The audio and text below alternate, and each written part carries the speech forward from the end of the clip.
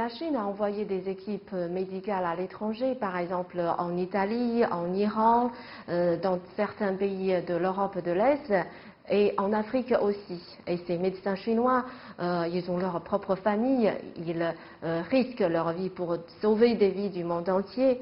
Et le 12 mai marque la journée internationale des infirmières. Est-ce que vous avez quelque chose à dire à ces médecins chinois? Je voudrais d'abord les féliciter et leur dire bravo, parce qu'ils ils sont en train de faire un excellent travail à l'étranger et je pense que c'est quelque chose qui va rester dans l'histoire. Parce que l'épidémie n'est pas encore complètement terminée en Chine. Mais malgré tout, il y a du personnel chinois, il y a des équipements chinois qui sont envoyés à l'étranger pour soutenir les autres pays. Et ça, je pense que c'est quelque chose qui mérite d'être salué. La Chine et le Sénégal entretiennent une excellente collaboration depuis longtemps dans le domaine de collaboration médicale et sanitaire. Par exemple, la province du Fujian a envoyé une équipe médicale permanente au Sénégal. Comment jugez-vous la collaboration médicale et sanitaire entre les deux pays durant cette crise? La Chine envoie des équipes médicales au Sénégal depuis 1975. Et à ce jour, il y a eu 18 équipes médicales qui ont été envoyées par la Chine au Sénégal. Donc notre coopération dans le domaine de la santé est une coopération très ancienne, une coopération très forte et très fructueuse aussi. La Chine intervient dans la formation du personnel médical sénégalais. La Chine intervient aussi dans la construction d'infrastructures de santé. Et nous apprécions la qualité de cette coopération.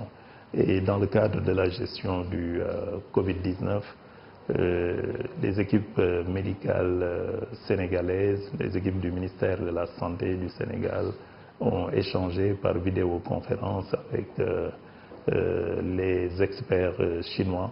Et je pense que c'est quelque chose qui est très utile pour renforcer nos capacités en matière de prise en charge de cette pandémie. C'est d'autant plus nécessaire que jusqu'ici on peut dire que la Chine est le seul pays qui a une expérience en matière de traitement, de prévention du Covid-19. Et donc c'est une bonne chose que les experts sénégalais et leurs homologues chinois aient pu échanger des informations. En plus de cela, la Chine a offert des lots de matériel et d'équipements médicaux au Sénégal.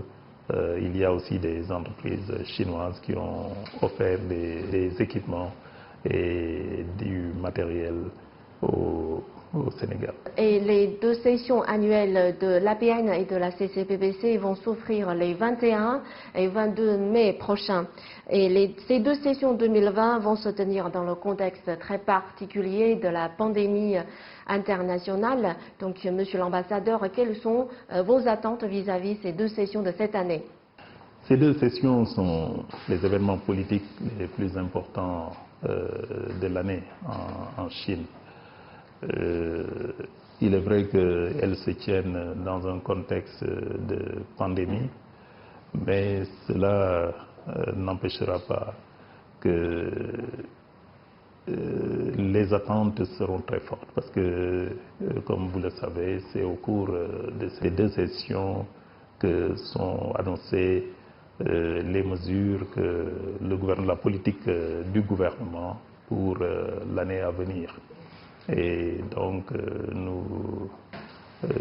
nos attentes sont très fortes, comme le sont les attentes des populations chinoises et des observateurs d'une manière générale. Et quels sont les sujets auxquels vous allez être particulièrement attentif? Moi, ce qui m'intéresse surtout, c'est de savoir qu'est-ce que la Chine va faire dans le contexte post-Covid-19, qu'est-ce que la Chine va faire sur le plan diplomatique et qu'est-ce que la Chine va faire en direction de l'Afrique pour renforcer ses relations avec l'Afrique. Et pour la Chine, l'année 2020 est l'année décisive pour l'obtention de la victoire dans la lutte contre la pauvreté. Vous pensez que cet objectif d'éradication de la pauvreté pourrait être atteint cette année? Je pense que oui. Il est vrai que l'impact du Covid-19 sur l'économie chinoise est réel, mais je pense que si on compare la Chine à d'autres pays, on peut dire que l'impact sera moindre en Chine.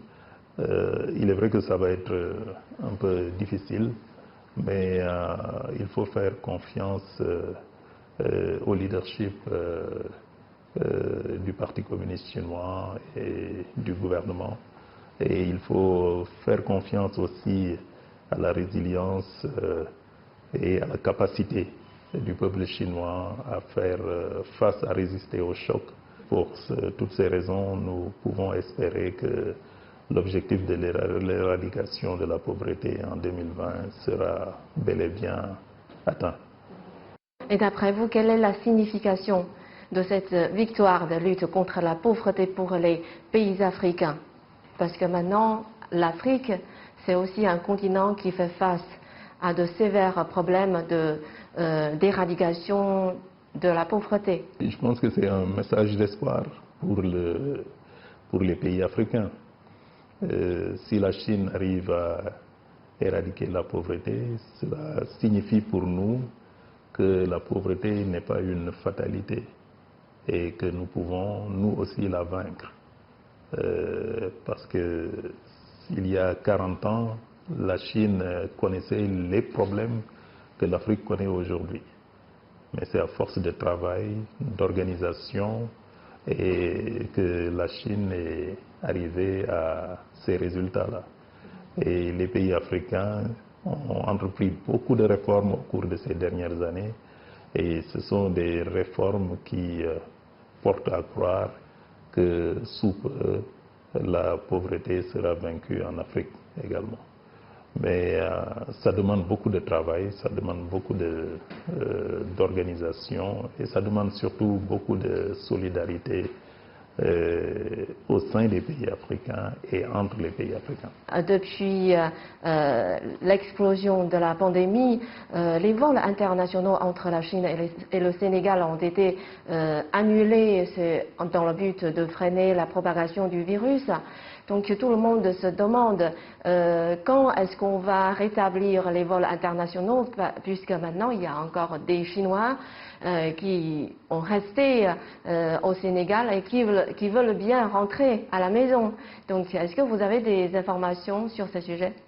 Bon, en principe, les frontières sont fermées jusqu'au 31 mai. Bon, je ne sais pas si on va les rouvrir à cette date-là. Tout dépend de l'évolution de la pandémie. Et nous espérons que bientôt les frontières seront rouvertes et que ceux qui veulent se rendre au Sénégal pourront y aller tranquillement. Donc, les tendances sont actuellement favorables et nous espérons que la maladie sera bientôt totalement maîtrisée.